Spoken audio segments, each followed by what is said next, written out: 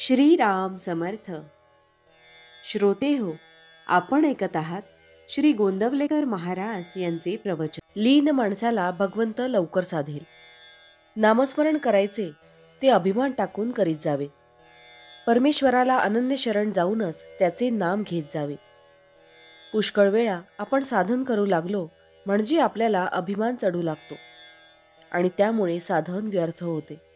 संताकडे जाताना आपण मनामध्ये काही एक बरोबर घेऊन जाऊ नये, किंवा काही नेलेच तर भगवंताचे प्रेम न्यावे.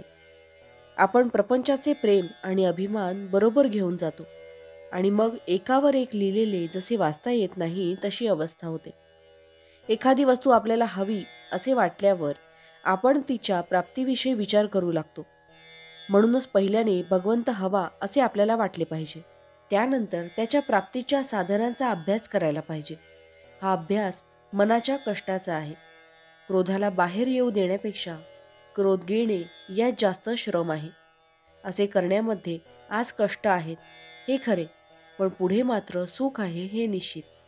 वागण्यात, बोलण्यात आणि चालण्यात आपण सावधगिरी बाळगावी. नको ते टाळावे. अनन्यतेला पैसा लागत नाही, विद्या लागत नाही. त्याला फक्त आपली अभिमान वृत्ती बाजूला ठेवावी लागते. भगवंताचे होण्यासाठी अंगी लीनता आलीच पाहिजे. लीन माणसाला भगवंत लवकर साधेल. लीनतेमध्ये बाकीचा विसर पडून भगवंत तेवढा शिल्लक राहतो. जो वृत्तीने लहान आहे त्याला भगवंत लवकर वश होतो. मनुष्य मोठा असून लहानासारखा वागला तर ते फार चांगले असते. मनाने मात्र आपण बळकट बनले पाहिजे. आपण स्वतःशी 24 तास उघडा व्यवहार करावा. भगवंताने आपल्याला केव्हाही जरी पाहिले तरी आपल्याला लाज वाटता कामा नये. आपले वागणे असे असावे की भगवंताची आज मनामध्ये वाढत जाऊन तिचे पर्यवसान ध्यासामध्ये व्हावे. रात्री जे स्वप्न पडावेसे वाटते ते दिवसभर करावे. यासाठी आपली वृत्ती नामामध्ये गुंतवून ठेवावी. असावे सर्वात पण नसावे कोणाचे अशा वृत्तीने जो राहील त्याला लवकर परमार्थ साधेल. देहाच्या उपचारांना जो भुलतो तो भगवंताला अगदी विसरलेला असतो. पण ज्याचे अनुसंधान मजबूत असते त्याला जगातल्या ऐश्वर्याची किंमत नसते. पैशाची वासना आणि लौकिकाची लालसा माणसाला भगवंतापासून दूर नेतात. त्यांच्यात तावडीत सापडता कामा नये. लोकेशणा आणि धनेच्छा या दोन्ही गोष्टींचा संबंध प्रपंचात वावरत असताना येणारच. तो टाळता येणे कठीण आहे. पण ज्याला भगवंताचे प्रेम पाहिजे आहे त्याने त्यांचा गुणधर्म ओळखून त्यांना वापरावे, म्हणजे त्यांच्यापासून उत्पन्न होणारे दोष त्याला बांधणार नाहीत. भावार्थ: अभिमान रहित जावे रामाला शरण, त्यानेच राम आपला होईल जाण. जानकी जीवन स्मरण जय जय राम.